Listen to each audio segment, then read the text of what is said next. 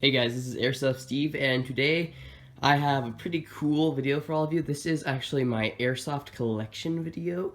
The last time I made one of these was in 2014, and back then most of my guns were Springers. I only had one high quality AEG. Now it is a lot bigger. I have tons of gear, tons of guns.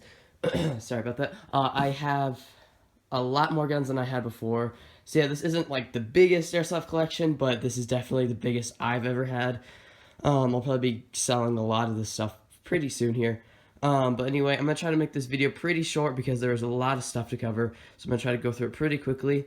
If you want to know any more information about these guns, leave it in the comment section, and I can make a video about it or just reply to you in the comments. Other than that, yeah, I will be probably making reviews of most of this crap. You've seen gameplay of some of these guns and everything. So yeah, let me stop talking. We're already a minute into this video and my camera's dying, so let's go. First thing right here, we have the Elite Force SL14 speed loader. I love this thing. Really awesome for loading mid-caps, and it apparently has BBs in it right now. You just put your mag right in there and then start pumping it, and you get BBs into your mag, and it's a lot faster than just a traditional speed loader. Next thing right here, we have Matrix M115 Spring. If you watched my most recent video, it was an unboxing, and my friend Austin actually sent this to me, so that's awesome. I have a couple guns that I need to replace some parts in, and you'll see that in just a moment. Next, I have a Lonix 6.03 455mm barrel, I believe. It was a decent barrel while I had it, but I really don't recommend these Lonix barrels because they bend super easily. Like, I'm not even kidding. Like, I'd like do that, and it was completely just bent. So don't recommend that, but yeah, I can talk about that in a later video maybe. I don't know. Moving on, I have my Tactical Force TF11. This thing is pretty cool. It's mainly for aesthetic purposes because it does not work very well anymore. The blowback, it doesn't really blow back anymore. 2 mags for it, only one works. This one, the O-rings are just completely ruined. I could probably fix it. I don't know. This one does work, and it has a little sticker that says Envy on it. I guess that's how I remember. Moving on, I have this spring pistol right here. It's like a Crossman SPO2 or something. It's pretty old. It was my first airsoft gun. Still works, which is awesome. I love spring pistols. They're pretty fun. Moving on, one of my videos wouldn't be complete without my Red Ryder. This was actually my first video. I made a review on this. It was really bad. If any of you saw that, you know it was very not good. I don't even know how to describe it, but yeah, this thing still works. Very old. Technically my first airsoft gun, but it is a BB gun. Just thought I should feature it because it's kind of like the beginning of my channel, so I thought I should include that. Next, I have this Elite Force Walther PPQ. I actually got this yesterday. If you watched my most recent video, I unboxed it. So yeah, I have this. I have only one mag for it right now. I should be buying more mags soon. It's in Wildberry because everybody gets more pissed off if you shoot them with a pink gun than if you had like a black one. So yeah, love this gun. It's freaking awesome. It is actually my only functional gas pistol as of right now. Used to have a 1911 TAC. I'll go over that in a little bit. Moving on, I have a UTG M50 shotgun, spring shotgun. It's pretty old. It doesn't really work anymore. I do have a review of it on my channel if you want to go check that out. It's a long video, so just a warning there. But yeah, it was pretty fun while it lasted. Next, this is one of my favorite guns right now. This is my Elite Force Beretta ARX160. See, yeah, this is a really cool video, or not a really cool video, really cool gun. It has the quick change barrel, it has blowback and everything. Really good gun for the money. I'd highly recommend it. Really good range on this gun. So yeah, moving on, I have my ASG AW308 sniper rifle. I have 3 mags for it. I don't know why there's only 2 right there right now, but whatever. I usually have a scope on it. It's over there. I'll show you all of my sights pretty soon here.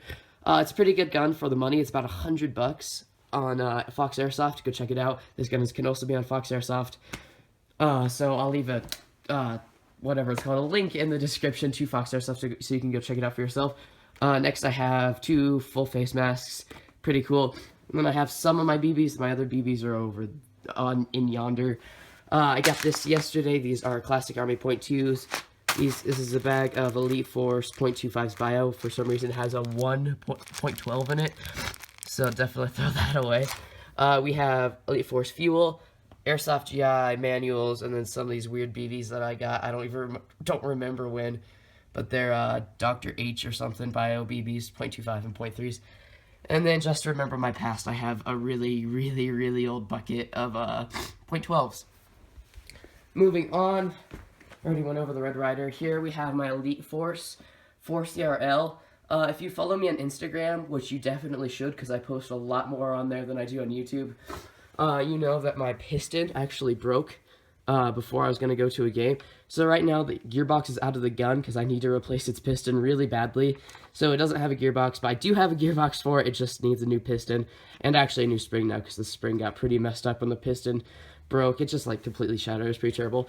But anyway, on this gun I have a key mod rail, Fox Custom key mod rail, Fox Custom suppressor, and that's about it. I usually have like a Fox Custom, which is actually just a ZCI motor, but usually have a Fox Custom high torque motor in there.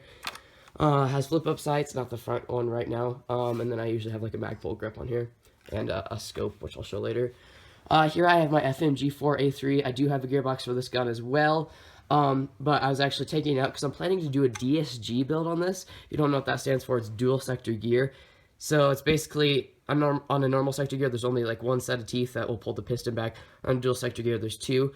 So that basically kind of effectively doubles your rate of fire and really good trigger response. So yeah, I'm planning on doing that, just have like an insane rate of fire gun, and I'm kind of thinking of just taking this outer barrel out and having like an insanely small barrel. It's just long enough to have the hop up and a little bit of barrel in there, and then probably even take off the stock and just have like this super compact, really high rate of fire gun to like scare some people on the field if they're not calling their hits. I think that'd be really cool, so that's what I plan on doing right now.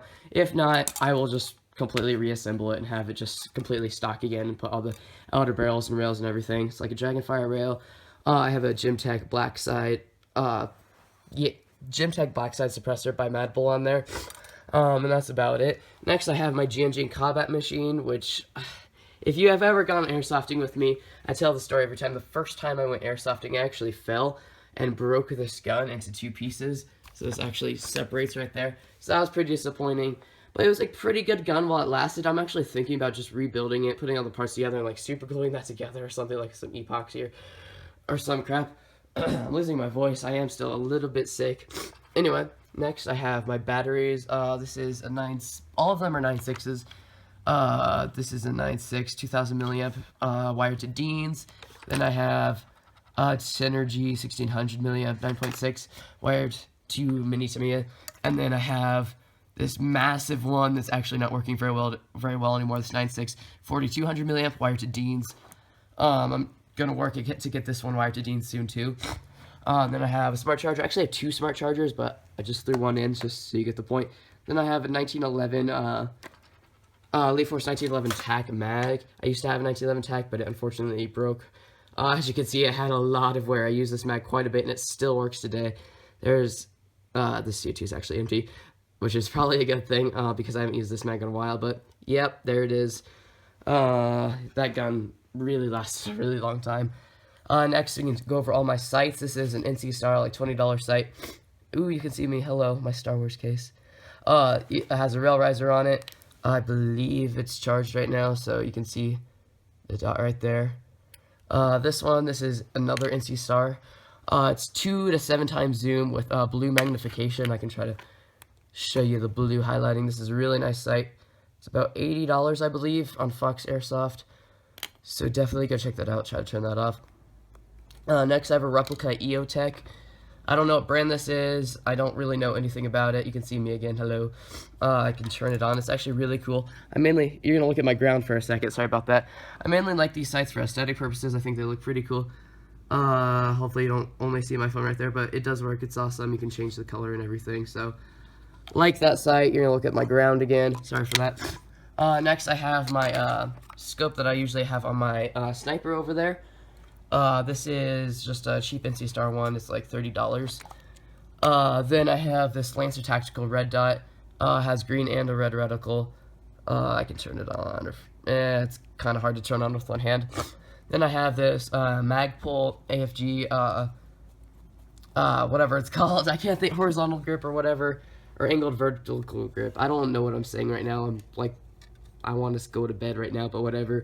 Then I have a bipod grip for having one just to be cool. I don't know what I'm saying anymore. And then up here I have my primary gun bag. I'm pretty sure there's still like some stuff in it from the last time I went airsofting because I haven't emptied it out yet. But it can hold about 2 guns. I have always tons and tons and tons of crap in this. I believe my patches are in here. All of my patches. I have so many patches. I'd show you them all, but I think that's for another video. Here are some of them. See, yeah, I love patches. They're like some of my favorite things ever, guys. So, yeah, I'll probably have like a patch giveaway in the future or something like that if you'd be interested. Next, I have a Classic Army kill rag. It says, "Don't shoot me, bro," and it says Classic Army Total Performance. So that's awesome if you don't want to be shot up way more than you should be on the field. Then I have this Trinity Force, whatever it's called, string bag. I can never remember their names for some reason. Dual drawstring bag or whatever. Then I have a M4 style mag speed loader. Holds like 500 rounds. Then I have 3 motors. This one usually goes in my Force ARL, but considering the gearbox isn't in it, it is not in it as well. I have a Fox Custom, which is actually a ZCI motor, and then I have a Lonex A5 motor, I believe, that came in my FMG4, which I did replace. And then I have my box of mid caps and high caps and everything in between. There's a lot of mags. Most of these are all the tan ones are Elite Force 120 round mid caps. There's a couple Elite Force 120 black mid caps, and then some King Arms mid caps, and then some just random ones that I have for some reason. Then I have, I think, 3 high caps in here. I prefer mid caps, but whatever. I still have them.